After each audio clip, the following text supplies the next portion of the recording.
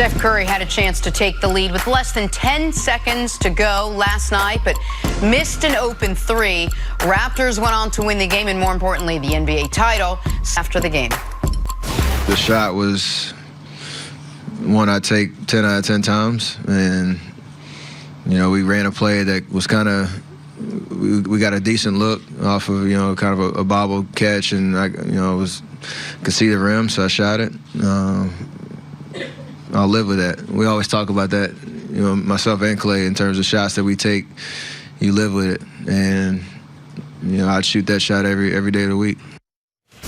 See, what did you make of Steph missing the potential game winner there? I mean, he just missed a shot. He missed a shot that he typically can make. Steve Kerr ran a great set. They run a back screen for Draymond, throw it to the corner, and then they run a back pick for Steph, allow him to loop around to be able to get. That's an open look in NBA, and Steph typically is going to knock it down. So they had an opportunity, but that don't mean they were going to win the game. There was 8 seconds on the clock. There's still a lot of time to beat, but they did give themselves an opportunity. If you look at how everything was supposed to play out, they weren't supposed to win this game. Man, they lost KD in Game 5. They lose Clay in Game number 6, and Steph didn't play a great game. Man, this was almost like college. I mean, this was I thought I was looking at college at the end, where they were trying to take the ball off his hand, they were trapping him, and they were challenging the other Warriors. But Steve Kerr and the staff, you got to give them credit. They did give themselves an opportunity to force a game number 7, Nick. And listen, I'm not going to kill Steph for that final shot. The game as a whole is a different story, and I'll get to that in a second. But that final shot, first of all, was a brilliant out-of-bounds play Steve Kerr and Mike Brown drew up. The way it looked like the ball potentially could go out of bounds. You saw Serge Ibaka kind of pause and look at it, which is exactly what they wanted to have happen, because it gave Serge gets lost for a second. Steph gets a good look. Now, they didn't need a 3, but they drew it up for a 3 anyway because they thought they could get a cleaner look at it, and they did get a clean look at it. And when Steph says you'll live with it, you will live with it. You got a good shot, you live with the results. What's tough for Steph is he's had to live with a bunch of these with none of them ever going in. He's now shot 9 of these in the playoffs, final 24 seconds to take the lead. He's 0 for 9. And he's shot, I think, 6 of them in the final 10 seconds, 0 for 6. And the irony to it all, even though he's 0 for 9, no one would say Steph's not a clutch player. 100%. And so that's why I said I'm not going to kill him at all for the shot. Those are tough shots, man. Like, game-winning shots in the playoffs are tough shots in any circumstance. I got to take you back a little bit. You got to. That's a tough shot for a normal. That's not a tough shot for Steph Curry. But even Steph Curry, the greatest three-point shooter we've ever seen. That shot right there is not a tough shot for him. It's not a tough shot, but the odds of making it are 45%. You know what I mean? 50, we want to call it 50%. My point is, he is the greatest shooter that's ever dribbled or shot a basketball. Right, and for his career, he's around 40% on threes. That's even if we're going to say that's an easier than usual 3, which I don't think it is. Like, so even when you're a great three-point shooter, it's one of the downsides, too, in a game-winning situation when you have to shooting a 3, is that a great three-point shot, unless it's wide open set, it's more likely than not you're not going to make it. But for the game, I said yesterday, man, they needed 85 points, see, from Steph, Clay, and somebody else. The somebody else was Iguodala. He gave you 22. Clay was sensational with 30. Draymond, I know he had a bunch of turnovers. He had almost half the team's rebounds, almost half the team's assists. 11 points, 18 rebounds, 13 assists. Of their big 4, the guy who had the worst game was Steph.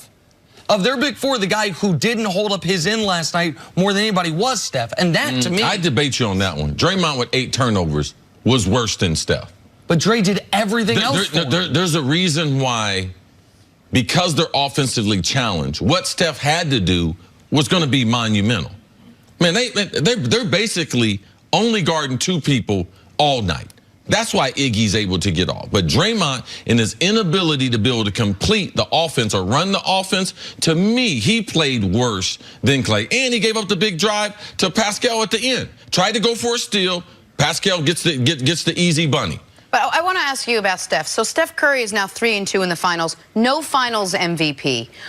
Where does that leave his legacy? Does it impact his legacy? It impacts his legacy in this regard. We talked before the series, if they win, if he wins finals MVP, it elevates him to. I don't think this series drops him any. I don't think he all of a sudden goes backwards, but he had a chance to, at the end of the series, be a no-doubter top 20 all-time player, arguably in the top 15. He would have every box you would need to check on the resume. Now he's still missing the one. And they lost this finals in a similar way they lost the 2016 finals, which was in the deciding game, Steph Curry didn't play very well. He was 6 for 9 in Game 17 in 2016. He was 6 for 17 last night. Both those games, he doesn't really get his three-point shot going. Like, that hurts him. And it doesn't downgrade him from where he was, but it's more the opportunity cost of what it could have been for him. Yes, because it was set up for him, and you had talked about Steph potentially being a top NBA player. Now, can he get that without being a finals MVP? Right. And this is what it does, Jenna.